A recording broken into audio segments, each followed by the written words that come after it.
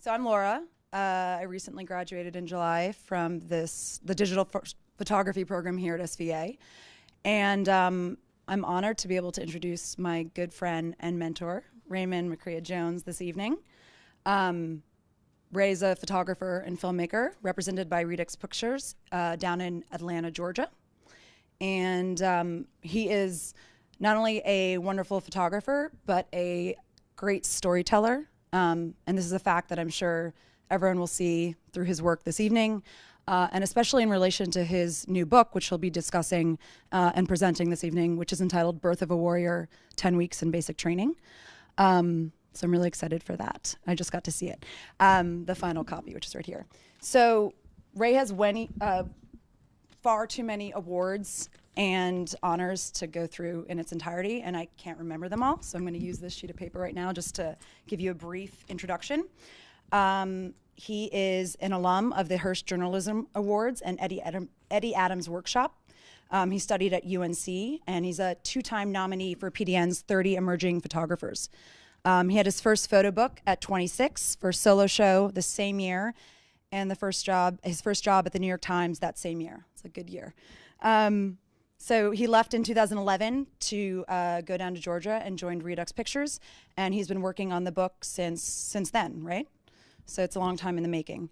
Some of his clients include, oh my goodness, this is a long list. Time Magazine, New York Times Magazine, New York Times, AT&T, Time, Adweek, CNN, Outdoor Life, Wired, Atlanta Magazine. I could go on, but you guys get the picture. So without further ado, Ray, come, not stutter like I have, please. Thank you. Thank you. I appreciate it. Cool. Here we go. Thank you, Laura. That was awesome. I'm not going to talk about individual pictures because that's not really the type of photographer I am. I'm going to show some stuff. It's going to play through. I'm going to show some work that is, I hope will give you a sense of who I am. And then we're going to obviously show work from my latest book project. What I want to talk about is, I guess, what I want to hear when I go see a photographer, I want to see the work that speaks about who they are, which is what I'm showing you. But I'm also curious to hear like the process and where they came from. And I'll tell you, for me, it was. I often think that I feel very lucky that I even am a photographer standing here right now. Like I'm a living, working photographer, and that's, to me, sometimes I just wake up and I'm like, what the, how did this happen? I feel so goddamn lucky. And the reason, I guess, one of the reasons why I feel so lucky is that I didn't grow up in an artistic household. There was a lot of things that were like, let me just say that I was born Southern Baptist, which is a really interesting denomination of Christianity. My dad was a preacher, and I learned to play music early on, but I had no art classes, nothing, but what's amazing to me is that whatever sort of passion that I have, whatever kind of talent, I really believe that it was inside of me from the beginning, and I believe it's inside of everyone. And I feel so lucky that somehow something happened and that was sort of awakened and it came out, because I wasn't led down this path. I didn't have parents that enrolled me in art classes early on, but it's just so amazing to me that I'm through all that I discovered this, and I still, like I said, don't know how it happened. But it's just, I think it's an amazing just privilege to do this job. It's simply put, I take pictures, right? Take pictures of people. But deeper than that, I think I'm always a visual, like a storyteller first. No matter what I'm shooting a portrait of 3 CEOs, like for a magazine. You can approach that as really dry, like I'm getting paid for this job. I'm going to do it. But for me, every single thing I shoot, it's got to be deeper than that. There's got to be a personal connection with the subjects that I'm photographing or subject. If there's not, then whatever I'm doing is meaningless, and I don't want to waste my time doing meaningless work ever.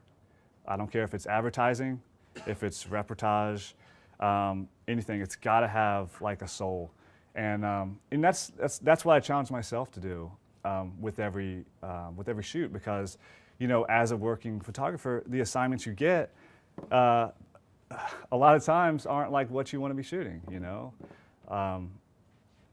but it's finding that balance and finding finding some way to channel that the overall energy and passion into making a great portrait that you feel good about and that you feel represents the work that you do.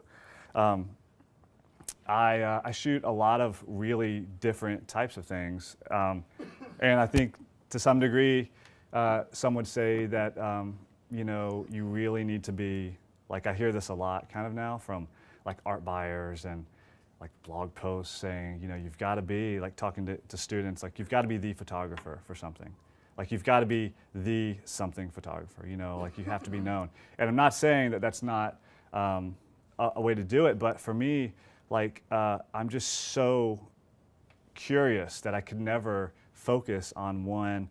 Like, I could never be like the, I don't know, head and shoulders, like, portrait photographer, like, I don't know. You know what I mean? So my work is, it's kind of all over the place, but it's also opened up a lot of doors for me. I started at the New York Times, and this past week, to give you an example, I was in South Georgia shooting a really, really powerful story about a woman named Ashley Diamond that is a transgender woman, been living as a woman her entire life, but when she was sent to prison for a really a small offense, and when she got into prison in rural Georgia, they treated her like a man, and she was terribly abused. A really, really strong piece about this person's story and about the injustices that happened to her. That was for the New York Times, and that's going to be out this week. And then, like, when I get back this weekend, I'm shooting the Tomorrow World Festival, which is the biggest electronic dance music festival in the world. And that's gonna be super, like, magazine-y, like, the way I shoot it. And then I might, like, go, like, I don't know, have to do like a CEO portrait or something. So it's kind of my spiel, I guess, as far as, like, the way I approach the work that I do. I'll just say that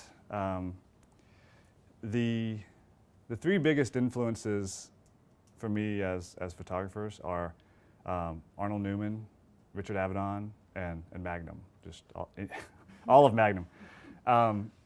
And when I was a student, I would just look at any book that I could find that was photography, and because I discovered that I loved photography, but I didn't know how to do it. I didn't know how to practice it. I didn't know how to do it for a living, obviously, So, one thing that really helped shape my vision and even my, I guess, worldview as a photographer was looking at other work, established work.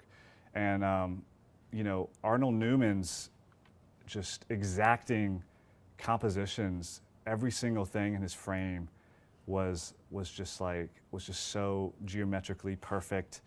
And then, from Richard Avedon, I learned how important it is to see into the eyes of the subject in a way that was just really vulnerable and honest. And I think he was, like, the master of that. He invented that, like, style, that look of photography, right? That so many photographers have done. And then through Magnum, that was really my sort of reportage influence with photographers like Robert Capa, Martin Parr, obviously Henri Cartier-Bresson, huge influence to me. And so, it's really, as a photographer in general, whether you've been doing it for 20 years or as a student, it's really easy to compare yourself to other photographers in a way, and to sort of, you say, it's easy to feel like down about your work when you look at all this amazing stuff that's out there. But one thing that I try to always remember, and then I think is super important, is to know that like this picture right here, like it doesn't matter how good it is. I don't care how good you think it is, or I mean, no one ever will take this picture but me. I took this picture, and no one will ever take that picture again. You know, I was right there at that moment, in that exact spot. I chose that exposure. I chose the lens. I chose everything about it, and then I made the picture. And to me, that's so special, and it's so easy to forget that. When you're just out there, maybe you're like in the art world, and it's super competitive, and all of photography is competitive.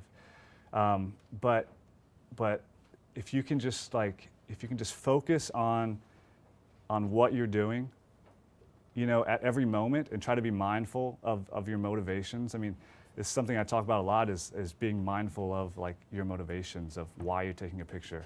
Obviously, you know, when you're in the moment, especially if you're doing reportage stuff, you don't stop before every single shutter release and say, should I take this? But if you can just a little bit work that mindset into your approach, I think you'll become a better photographer, and I think you'll appreciate what you do more. Because if you know, a lot of times we tell stories as photographers that are really important. I mean, I don't want to, you know, photographers are really good at self-aggrandizing our job sometimes, and like, it's so important what we do, and it's like recording history.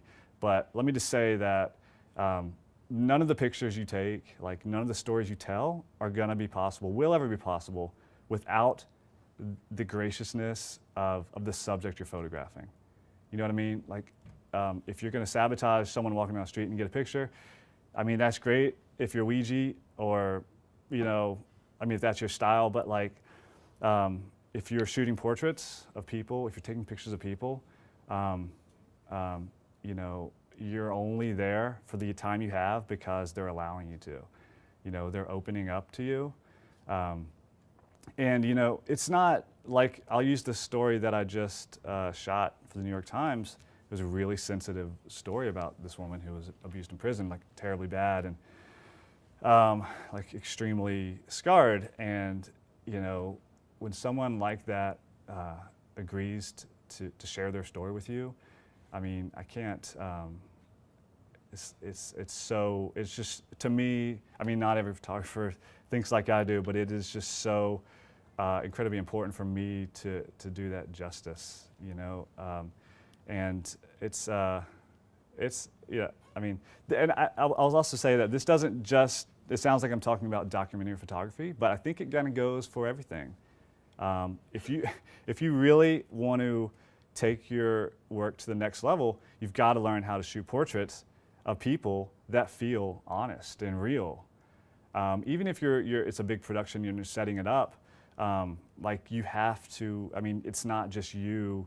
I mean, maybe it is you shooting still lifes, that's different, but you know, there's usually, I mean, there's people involved, and I guess what I'm saying is that for me, and I believe, you know, not the right way to do it, but a very positive way to practice this craft is to do it in a way that emphasizes the personal connections that happen between the creator, the artist, and the subject or subjects. For me, it just gives me like that life and that drive to like keep believing in the work that I'm doing. If that makes sense at all. Yes. So here we go. This is my book called Birth of a Warrior.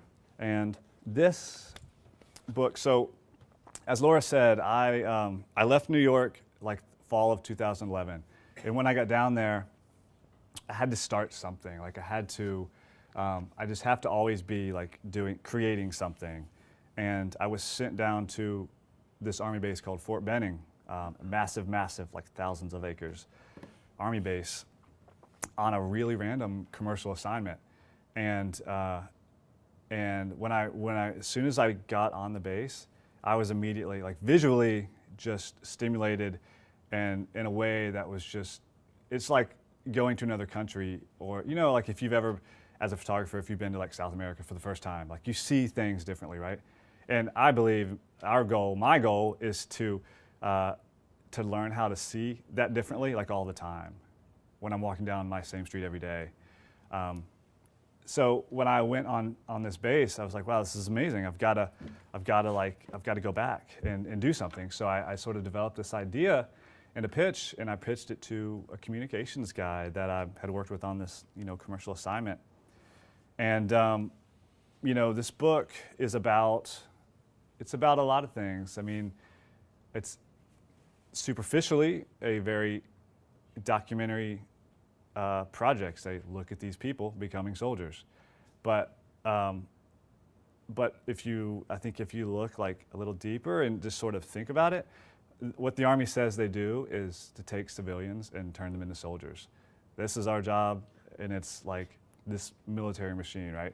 But I was curious as to, okay, that seems like a really oversimplification of what happens if you're taking someone and turning them into a soldier. So I kind of wanted to see, how does that change people on a really sort of personal level? And I wanted to get in as deep and close as I could.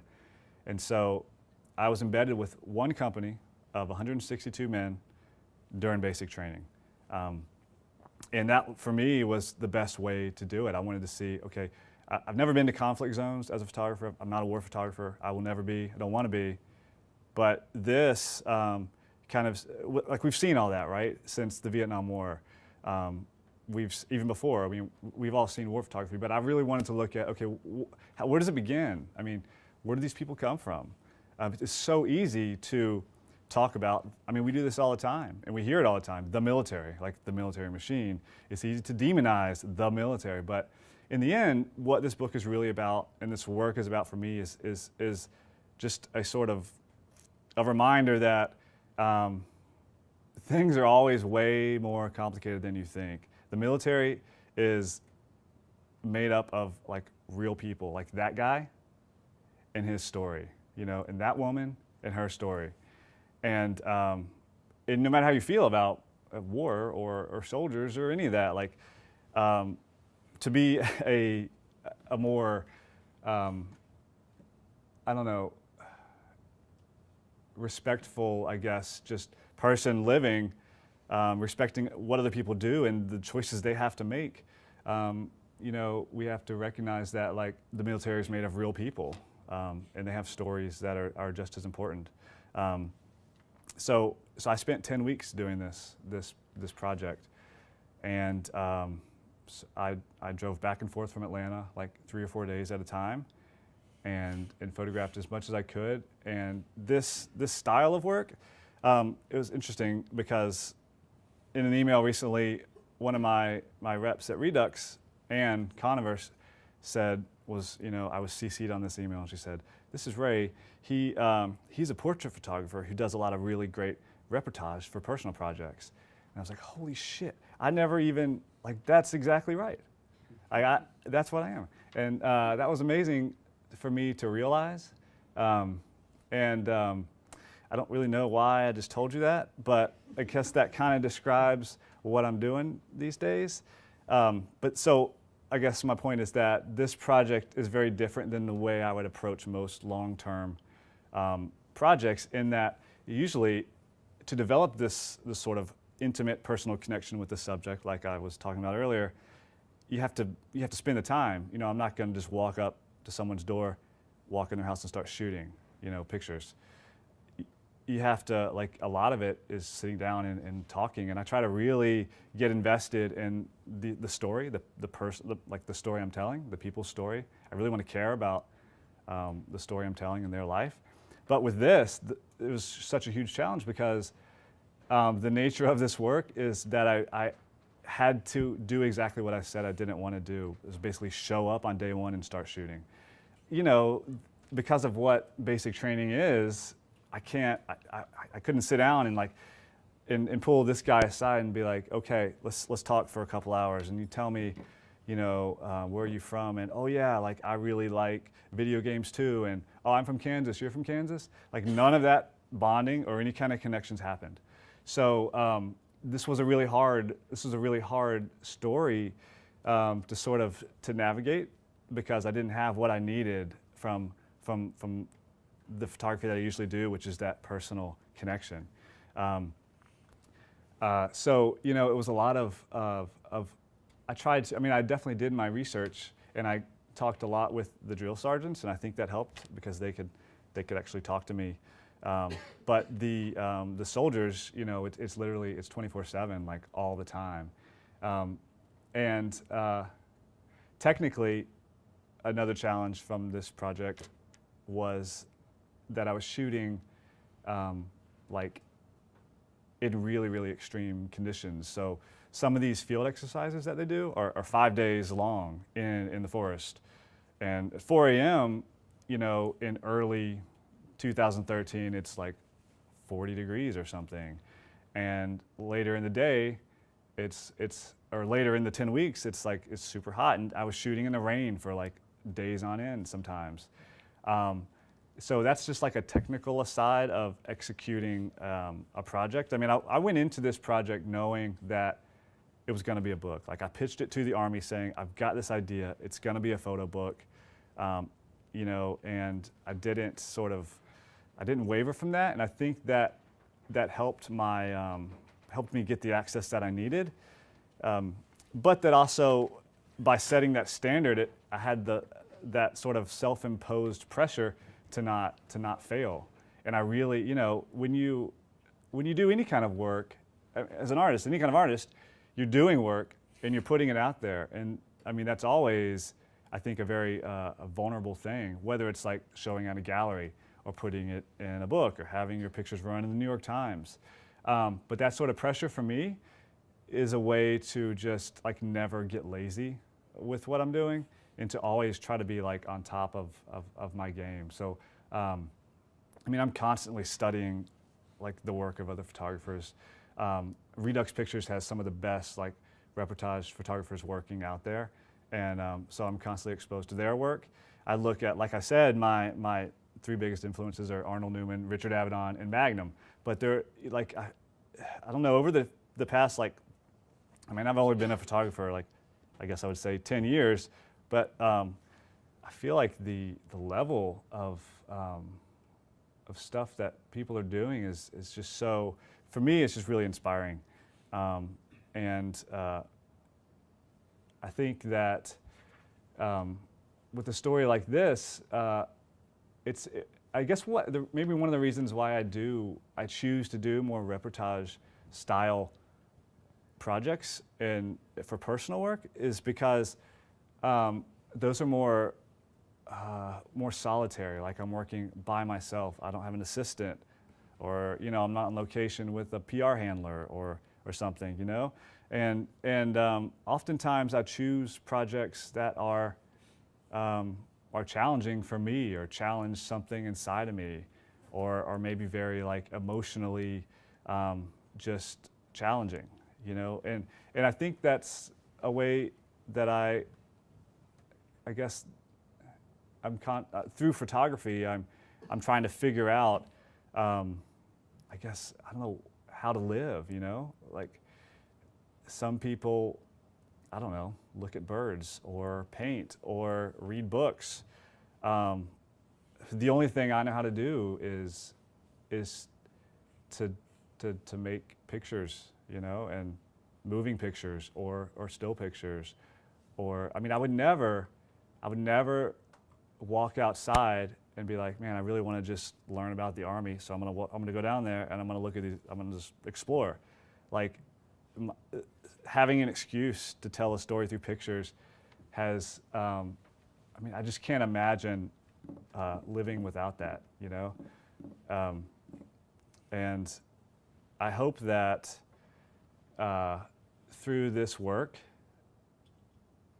I don't know, maybe it'll sort of inspire you to do something completely different than what you do. Like, because it's really easy to, I mean, photography is huge. The spectrum of what you can do is huge. So my opinion was always that I wanted to kind of like try it all, you know? I want to shoot 4x5 portraits in the studio. And then I want to go like to Africa, you know, and do this story for an NGO. And like, I don't really care if I'm not the photographer that's known for one thing, because it's so personal for me, the work that I do. Like I said, whether it's paid work for a big corporation or whether it's something that I'm, you know, funding myself, it's still like a way for me to figure out like how I can, what I have to say, I guess, and how I can sort of, how I can sort through like everything that's happening in my own life. That sign of the, is that a priest crossing? Be careful, This picture, so what's going on in this point in the story is a field exercise, a multi-day field exercise, and what they do is set up these towns that are supposed to represent a possible conflict zone. And this one is Middle East, so this is a guy in like traditional Middle Eastern clothing. So like even the signs are in Arabic, and the structures are built in a way to look that way. And this is how they train. This is a very subtle picture that that I think says a lot about, you know, I don't know, what it says a lot about what the military is and sort of where we are with that. You want to take a few questions? Yeah, I'm happy to do some questions. Somebody have some questions? What? Laura had one. I can start on. Okay, Laura. If you want me to. Yep, talk. Okay. So you've this is your second book. Second book, yeah. Your first book being Faces of Straight Edge, Mm-hmm. and and Keep going. I guess this is Faces of Straight Edge was self-published. Yes. So how did you find the difference? I mean, this book was published by, forget what. Yeah. You know what I mean? How was the process of shopping this book around and in knowing that you wanted to do this from the get-go? Like, was it easier? Was it harder? Did you have way too many photos? Like, how was that process compared to especially self-publishing? The process is daunting, like no matter what you do. I shot like something like 6,000 pictures over this time. My first book was completely independently published, DIY. I mean, we printed like a few hundred, or I don't even remember how many. And I'm super proud of that work, and I love it, and maybe it'll be like reprinted someday. But I knew that this time around, it was kind of it was 8 years since that one to this book. I mean, it was a long time, and a lot of things happened to me. I almost died. I had 2 kids. I went back down south. I knew, I made a huge career change, leaving the New York Times to branch out and to do more. So I knew with this book that I wanted to take it more mainstream for many reasons. One, distribution, exposure, the help. I mean, if you're self-publishing a book, you can totally get all the help that you can afford, but you're paying for it, unless you have, I don't know, an investor or something. But self-publishing has come a long way, and there's so many awesome little boutique publishing houses now too, which are kind of like filling in the gap in between self-publishing and mainstream publishing. But I could have never. The first thing I would say was that I got a book agent immediately, and Lisa Eckes from the Lisa Eckes Group is my book agent. She's back there. She was recommended by a personal friend who I was telling about this work, and she was like, I know a book agent, and so Lisa represents pretty much every like food writer or chef that you've ever heard of. That's what they do.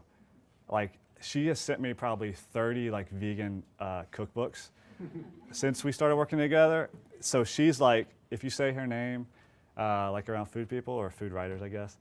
Anyways, my point is that this book would not be sitting here without her help. She was my guide, and the publishing world is insane.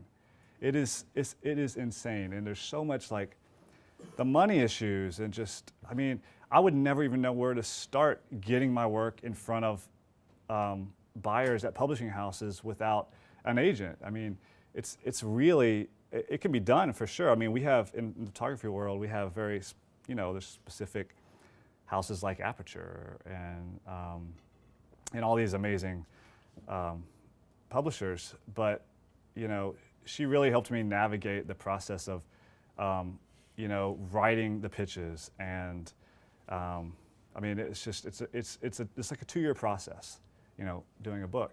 But that being said, I'm super happy that we were able to do it in a way that you can get my book at a Barnes & Noble or order it, at Amazon. And for me, that was really important because I wanted this work to have more distribution and to get more exposure. I mean, for me, the way I approach, I mean, let me just be clear. I think that I don't want to be up here saying that, look at my awesome pictures. These are so damn good. Like, don't you think these are awesome? I'm up here as a fellow artist, right beside you, hoping that this is like a conversation and we can talk about, just the way we do our craft, but at the same time, I mean, I really care about having my work seen. I mean, it's as an artist, I want my stuff to be seen. When I die, I want there to be a catalog of what I made. I want there to be you know what I mean?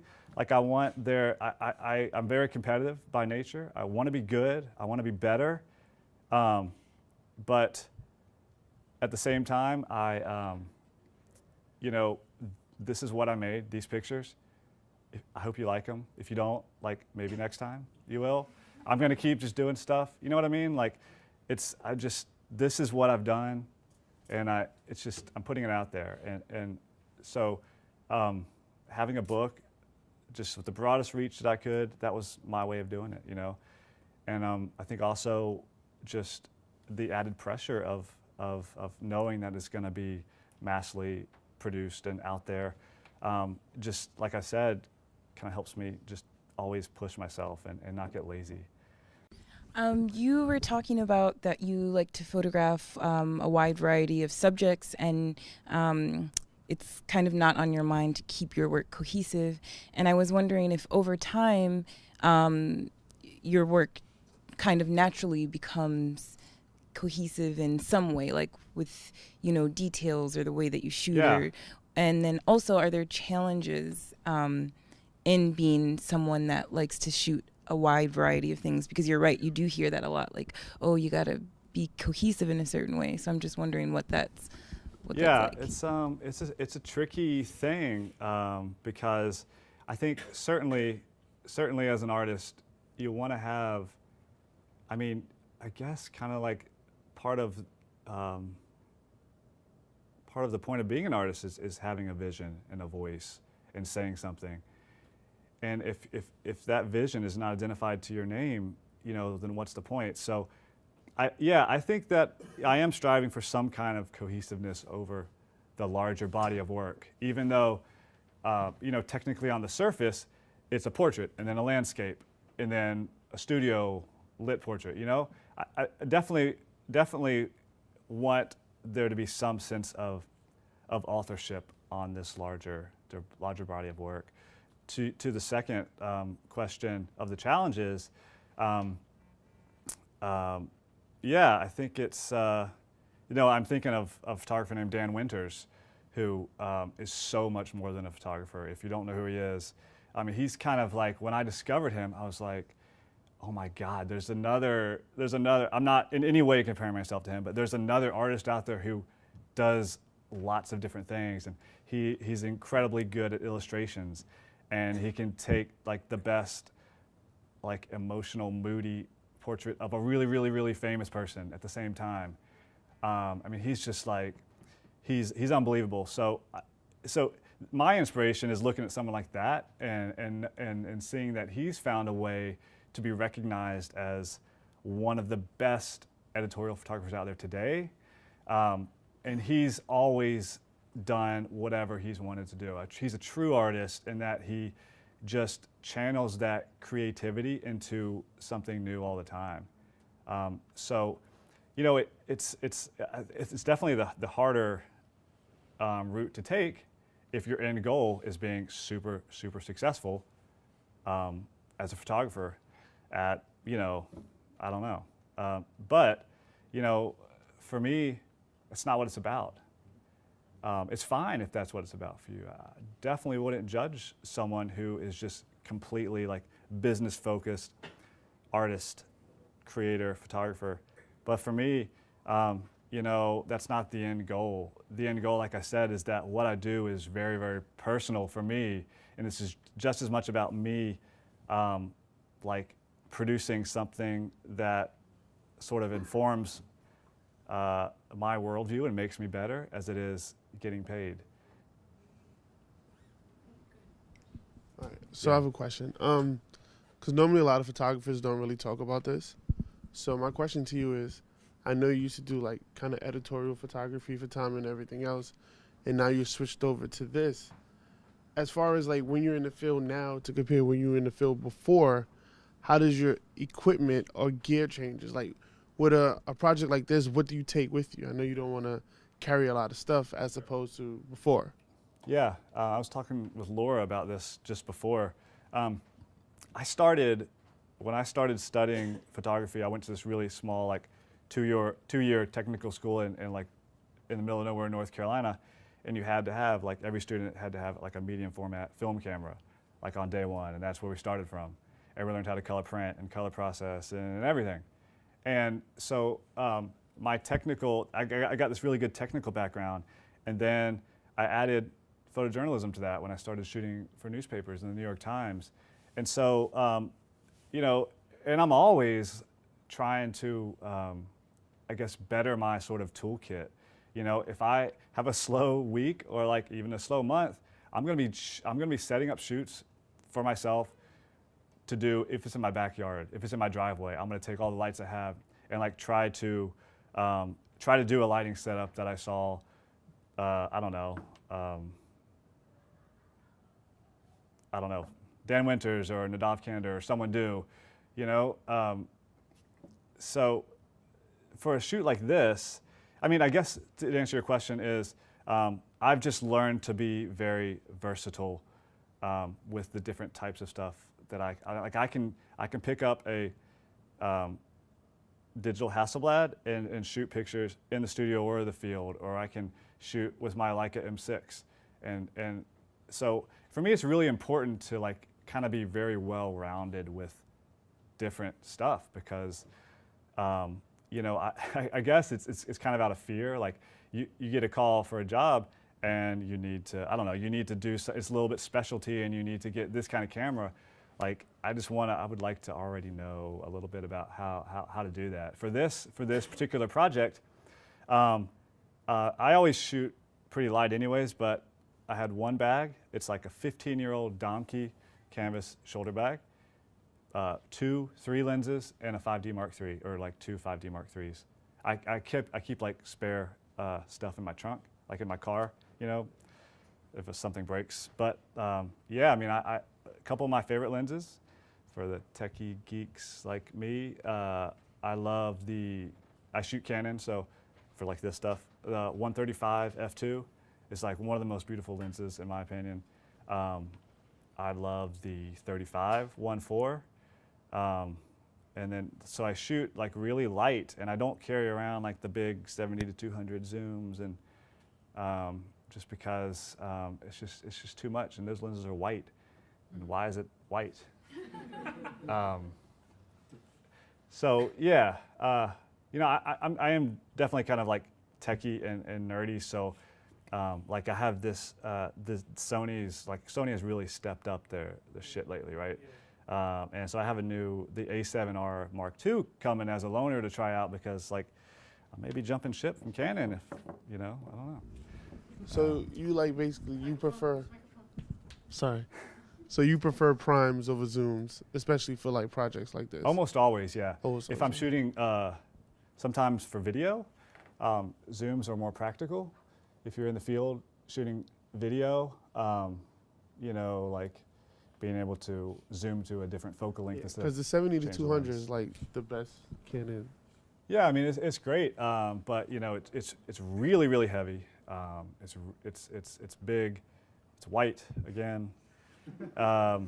So yeah, I mean I think it's pretty common knowledge that primes are noticeably sharper too. So as a sort of just really a perfectionist, I want to try to do the best I can with. I don't know. You don't know where these images, if you're going to have to, when you're doing a project, you don't know if it's going to have to be a billboard someday. I don't know, like a really big print on the side of a building. I always shoot raw. I always shoot the best I can, whatever I can do. Yeah. Thank you. Sorry. Go ahead. Hello, thank you for sharing your work, and I really enjoy like the images in like the second book, and I see like it being like so valuable too, because in part of like the access to like the status of like the place that you have went to. So I'm curious in terms of like that, like how do you initiate it, or how was like the communication? I imagine it would be like, since it's like the military, then Yeah. it would be a little bit like difficult, or Yeah. what are the challenges, or who have like helped you to gain that access? And the other thing that I'm curious about is what are like the limits of like this access that I imagine in this place, that like the pictures that you could have taken but you couldn't. Yeah. Your assumption is definitely right, and then it was very difficult to get access. But I'll say that one thing I learned really early on, and this is so applicable to anything you do in life, is to treat people as like as a real person. Don't burn bridges, no matter what like the person has done. Just walk away. Like these connections constantly come back. I was sent down on this commercial shoot that was totally unrelated to this base. I shot it. I worked with a communications guy at the Army who had to kind of escort us around, and I chatted him up, and I was just like a real, honest, like courteous, thankful person. And so when I got back to Atlanta and was developing this idea, I sent him an email and like just sort of pitched him the idea. And if I had been like, I don't know, ungracious, or just if I don't know, messed something up, or just was an asshole or something, he wouldn't have even read my email. And this wouldn't have happened. So I just emailed him back asking for a favor, saying, here's the idea, what do you think? And that's how it started. I mean, after getting his buy-in, he sort of navigated who we needed to ask. It had to go to the top, lots of paperwork, several months. But when they said, okay, and we had a start date, there weren't any restrictions really. I mean, I had to stay with this one company because I was embedded with just them. So I wanted to do that anyways. That was the focus of my project, was to just photograph the same people for the 10 weeks. But they didn't, there was no one there with me, beside me, while I was taking pictures saying, oh, you can't do that, or you can't photograph that. There was some legal limits as far as safety. Like I couldn't go in the gas chamber and photograph them. I couldn't like be in the field during the live fire exercises. So things like that. But there was no attempt by the Army to control what I was producing. They didn't even ask to see the work when it was done. They were just like, do this and put it out there. There was no approval. Yeah, I was kind of like, when they said yes, I was kind of like, really? I mean, it's like, you're really gonna let me do this? Because I ask people all the time, I have this great idea, can I do this? And as a photographer who, I don't know, is promoting or going after his own work, you hear a lot of no's. But this was an awesome yes, and yeah. Pursue your ideas. I mean, have an idea list, write down your ideas, but don't just let them sit there. Like, go after them. Yes, Izzy. Hi. You talked about your style and your choices in terms of gear, and that's my question is kind of about your post-production and kind of but more on the conceptual level of when you're doing a documentary project or when you're doing reportage. to what level you aestheticize and kind of like where you see the line. Yeah. At like both from like a moral level, but also as an artist. You know, you're Oh my creating God. an aesthetic. This is a whole separate. I know, and I'm Lecture sorry. I'm sorry to panel. bring it up, but it's something that I've been asking myself, and I've asked other, Well, know, it's so- documentary yeah. photographers and documentary projects, but kind of, from the moral and the conceptual It's side. so important. I mean, like the way things have happened, or the way things are playing out over the past few years with ethics and photojournalism and even beyond. I mean, it's like I don't know anyone who's not questioning, like, where do we go from here? You know, what are the standards? What can I do? What can I not do? So the traditional approach has always been, you can't do anything. I'm talking specifically like documentary world, editorial world, I guess. You can't do anything in Photoshop that you couldn't do in the darkroom. That's a very purist approach, and that's kind of the way it's always been. But I don't know, like if you follow some of the more photojournalism focused contests, but like with World Press Photo, I mean, I don't remember the statistics, but a huge percentage of those were disqualified because of their standards. And then there was a lot of feedback from photographers saying, you know, like, things are changing. We have to sort of update the process. I mean, to me, I'm not a purist at all, but I definitely wholeheartedly believe in the not only the ethics of what I do, but the honesty of it, I guess, you know? I mean, when you talk about removing things from photograph or putting things in, that's obviously like, so it's dumb, right? But I mean, like, there are so many subtle things you can do now in Photoshop and Lightroom. I mean, Lightroom is revolutionized the way I work as far as batch processing.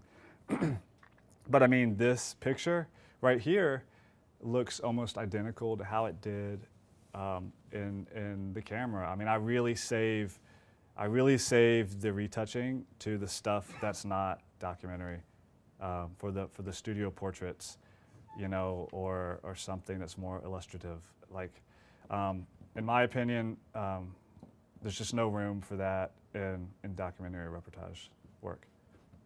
Thanks. Yeah. We'll come back here.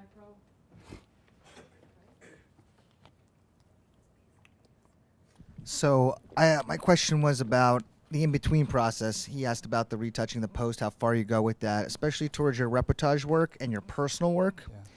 The editing process, to me, is one of the most interesting things because, Yeah. you know, you can have an idea and a direction, you can go somewhere, but you take 6,000 photographs with an idea and then going through them and figuring out what speaks to you and how that process works out for you is very interesting to me. Yeah. I mean, it's so subjective. I mean, Marcel, how many pictures do you look at every day? I mean, like thousands, right? And Marcel's edit, if I send him work, is going to be one thing, and I guarantee you mine will be different. It's not a right or wrong.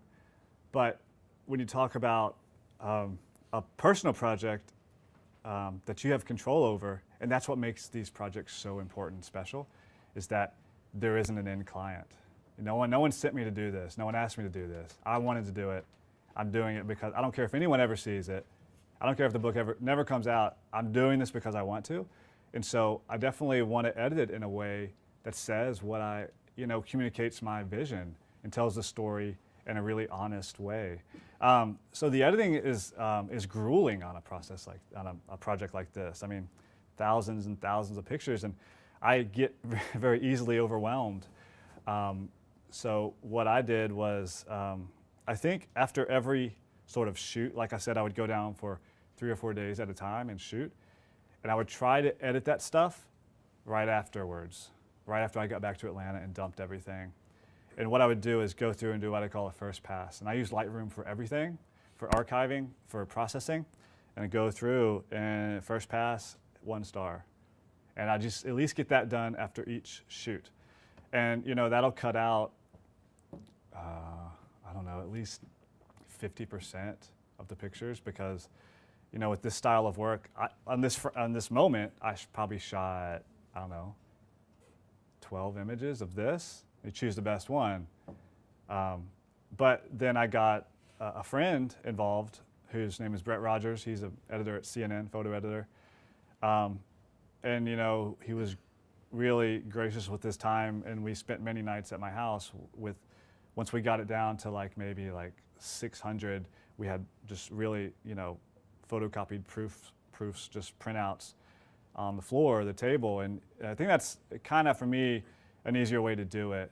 And we would go through and just, we use like sticky notes. And I mean, I really, really love that part of the process, that sort of collaboration with other people that I trust their vision, and I know they have sort of an expert eye, because it's really important to look at these, to try to see the work from not all angles, but different perspectives. And I mean, I can never see this picture for the first time again. You know what I mean? I took it and I was there and I know what happened. I need several other people to validate if this is actually a good picture, or like, does it belong here? Where does it go? Does it follow in this group of 12, where it has a very emotional sort of narrative in the part of the book, or does it, like, you know what I mean? Yeah, the editing is, as any photographer would tell you, like, you're always your own worst editor.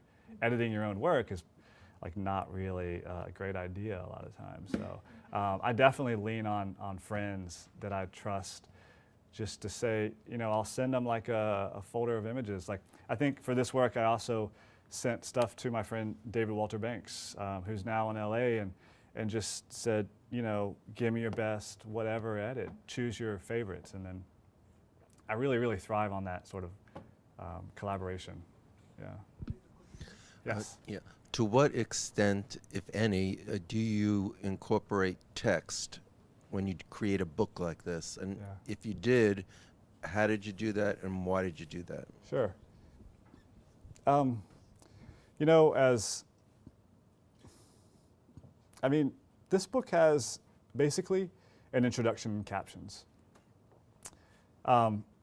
As a photographer, you know, what's our job? Our job is to tell a story in one image, sometimes more. Every image is its own story. With a body of work, you're telling that story over many images. But I mean, that's your goal. That's my goal, is to tell a story. And I'm not really interested in this being a how-to guide to become a soldier. This is how you load a weapon. So I don't need that. You know, these are the pictures here. It's going to tell its own story in this larger, the context of this larger body of work. But, you know, I think I like the way that a lot of really great photo books play out, where the text is I mean, it's definitely incorporated in creative ways sometimes that help. But, you know, I was at the Aperture Gallery and Bookstore today, and I was looking at that Patrick Feigenbaum book, his new one from Calcutta, and it's cool. I like the way he wasn't the first one to do this, but you just have a little number beside the picture, really small on the page, and then all the captions are saved for the very end of the book. And this is kind of a common way to do a photo book, and you present the story as a visual narrative, and if someone wants more explanation, you can go to the back and read it. You know, I mean, I think it depends on the subject matter, on the context of the book. You know, like, but you know, we had originally pitched this book, me and Lisa, for me, I was going to write some essays to go along with this, that were going to be sort of like, sort of my insight as an outsider, as a very, very remote outsider who had no military family or background or anything, to accompany this. But that's not the way it ended up. So yeah, I think it depends on the subject matter and the context. This book, like I said, is just really, really general, minimal captions. I don't want to, you know, I don't want to show the picture big, and then underneath of it, describe the picture in words. You know what I mean? So. Well, I was thinking in terms of you're embedded for 10 weeks with these guys. Was it 10 weeks or longer? Yes. And so they tell you stories, you get to know their personalities. Some things that, some stories won't be in the picture. And I assume that was what you had intended with the essays, but you decided not to do that. Well, the introduction serves as some of that, but there actually wasn't a lot of the personal stories because I couldn't talk to them. I couldn't really sit down. I mean, this is intense 24 hours a day, sort of, really hard. So, as I said earlier, it was a real challenge to not be able to have that personal connection or these insights, and it was it was like an added challenge for the pictures. I had to even go a step further in trying to tell the story through the pictures, and so yeah, if it had been different and I had time one-on-one with some of the soldiers, I think it could have been awesome to include some quotes or to record some audio, and I don't know, to do something with that, but yeah, it just wasn't possible. A final word from your agent. Yes. I would just add that part of the reason there wasn't a lot of essays was the collaborative process, that the editor that worked with Ray on the book loved the stories that the photos told. He felt that he wanted more photos and didn't need the words because the images were so potent. And that's part of a collaborative process. I love words, and the photos that you gave us said so much. It really is true. A picture's worth 1,000 words, and we were able to incorporate more and tell a deeper story through those pictures. Each experience and each editor and each photographer will be different. And for this one, I think it was really the right decision. Yeah, photo books are really expensive to produce, and you're literally, the editors and the people at the publisher are counting the pages, and they'll tell you, okay, we have 200 pages, and do you want to spend, 10% of those with some words, with essays, or do you need that space for pictures? And that, like Lisa said, it was definitely part of a collaboration, just figuring out what's gonna make the best end product to tell this story. How's it gonna work best? So, yeah. So, on that note, I can still smell the ink. Yeah, they smell funny. Seriously, I can feel it now too. On that note, I want to thank Raymond for fabulous presentation.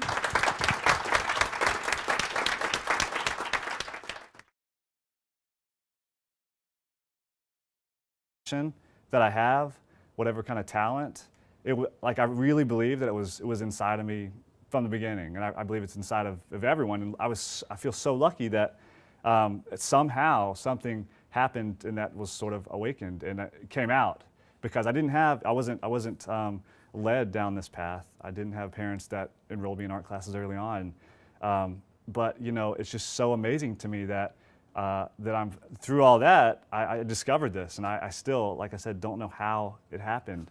But it's just, I think it's an amazing just privilege to do this job. It's simply put, I take pictures, right? Take pictures of people.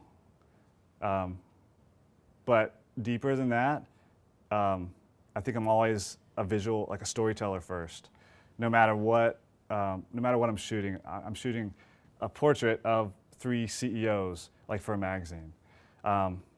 You can approach that as really dry, I'm getting paid for this job, I'm gonna do it.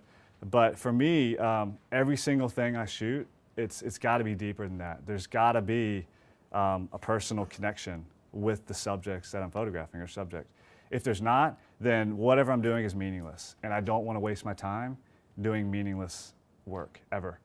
I don't care if it's advertising, if it's reportage, anything. It's got to have a soul, and that's what I challenge myself to do with every shoot, because as a working photographer, the assignments you get a lot of times aren't what you want to be shooting, but it's finding that balance and finding finding some way to channel that the overall energy and passion into making a great portrait that you feel good about and that you feel represents the work that you do. I shoot a lot of really different types of things, and I think to some degree, some would say that you know, you really need to be, like, I hear this a lot kind of now from like art buyers and like blog posts saying, you know, you've got to be, like, talking to students, like, you've got to be the photographer for something. Like, you've got to be the something photographer, you know, like, you have to be known. And I'm not saying that that's not a way to do it, but for me, like, I'm just so curious that I could never focus on one, like, I could never be like the, I don't know, head and shoulders, like, portrait photographer, like, I don't know. You know what I mean? So my work is, it's kind of all over the place, but it's also opened up a lot of doors for me. I started at the New York Times, and this past week, to give you an example, I was in South Georgia shooting a really, really powerful story about a woman named Ashley Diamond that is a transgender woman, been living as a woman her entire life, but when she was sent to prison for a really a small offense, and when she got into prison in rural Georgia, they treated her like a man, and she was terribly abused. A really, really strong piece about this person's story and about the injustices that happened to her. That was for the New York Times, and that's going to be out this week. And then, like, when I get back this weekend, I'm shooting the Tomorrow World Festival, which is the biggest electronic dance music festival in the world, and that's gonna be super, like.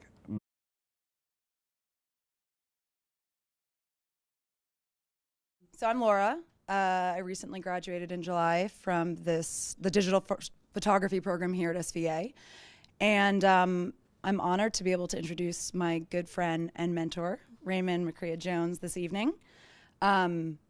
Ray's a photographer and filmmaker, represented by Redux Pictures down in Atlanta, Georgia. And he is not only a wonderful photographer, but a great storyteller. And this is a fact that I'm sure everyone will see through his work this evening, and especially in relation to his new book, which he'll be discussing and presenting this evening, which is entitled Birth of a Warrior, 10 Weeks in Basic Training.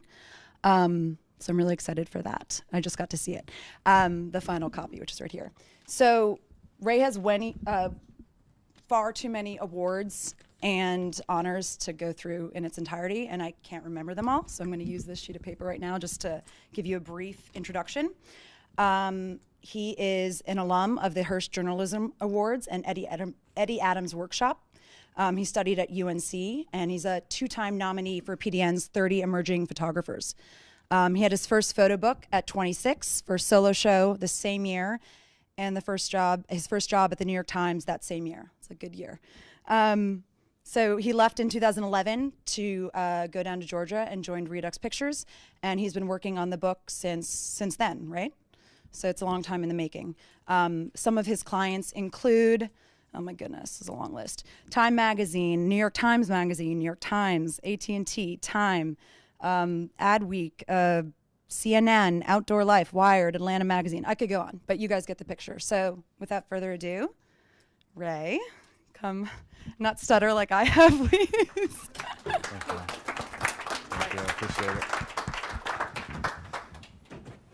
Cool. Here we go. Thank you, Laura. That was awesome.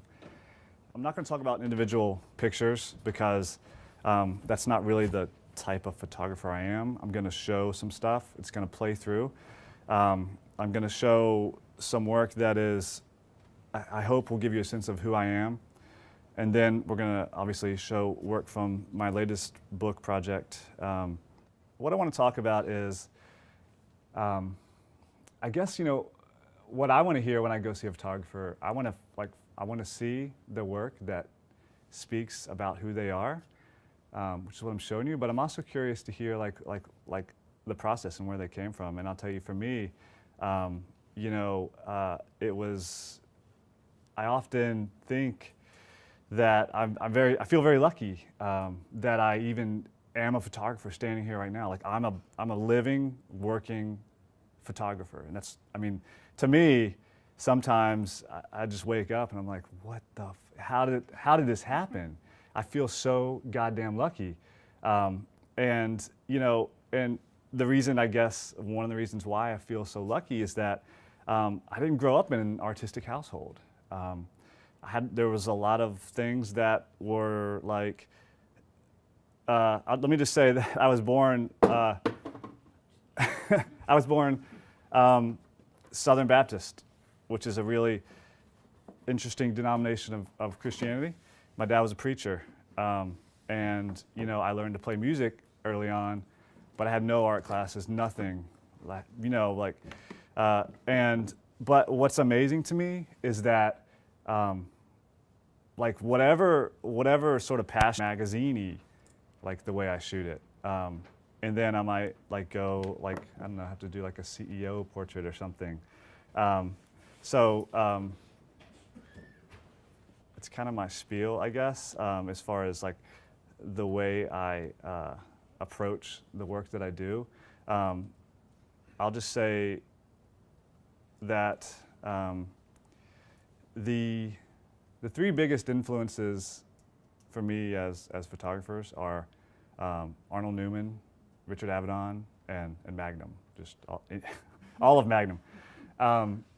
And when I was a student, I would just look at any book that I could find that was photography, and because I discovered that I loved photography, but I didn't know how to do it. I didn't know how to practice it. I didn't know how to do it for a living, obviously, you know. So, you know, one thing that really helped shape my vision and even my, I guess, worldview as a photographer was looking at other work, established work.